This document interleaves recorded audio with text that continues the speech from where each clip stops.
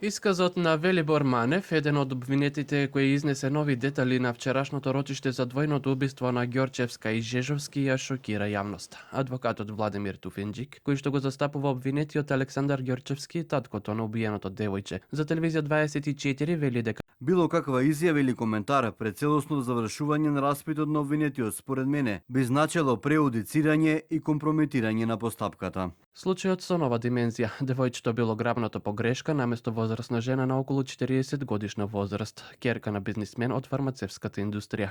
Јас ја копав дупката, заедно со Владко Кешишев. Целта беше да се чуваат грабнатите лица и да се пуштат откако ќе се изврши наплатата.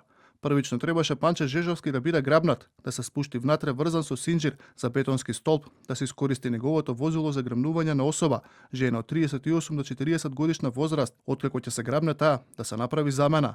Панче да се пушти да се замине со колата, а жената да биде чувана додека не се изврши наплата. Дупката беше ископана 1 година предходно. За учеството во киднапирањето на обвинетите им се ветувало награда од 150.000 евра. Според зборовите на Манев не се планирало да има убиства. Откако се наведнав да го одврзам, Палевски влета наеднаш и му испука куршум во слепоочница. Јас останав без зборови, се рипав и излегов надворот шумичката. Бев во ситуација пред колабирање. Се тресав од тоа што го видов. Го видов и Боре како излегува молчешком од местото, а Палевски го преврта Панче со сацерадата во дупката. Потоа дојде до мене и го прашав зошто ова, не требаше вака. Тој ми вика, вака е почисто, нема што да се секираш. Му реков дека не сакам вака да продолжам, зошто за такво нешто не сум ни помислил.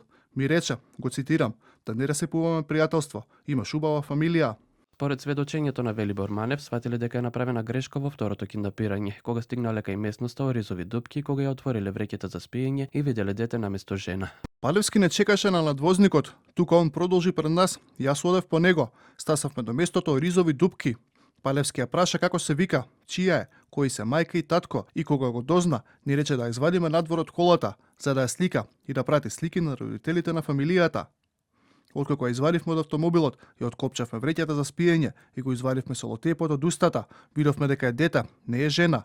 Веднаш му рековме јас и Владко, зашто до него бевме блиску, дека е грешка, да го пуштиме детето. Под маски сме, никој не виде и да ја ослободиме. Палевски повторно почнува да кажува да прекинам, дека ништо не разбирам. Се е таман, се е чисто, нема што да се бере гајле, ми рече. Првичната сума што ни ја понудил, нема да може да се земе, рече ќе биде помала, и заќутавме. Се свртав да гледам кон лозјето. Додека гледав, Палевски приде на детето со пиштол и перниче во рака. Испука куршум и повторно бев надвор од себе. Се врати во пикапот. Палевски извади копач и лопата. Нови, неупотребени ги фрли кон нас и нареди да ископаме дупка, да се закопа детето. Со солзи во очите, без да ме видат, почнав да закопувам. После тоа ни нареди да тргнам по него со автомобилот. Следно рочиште е закажано на 17 март.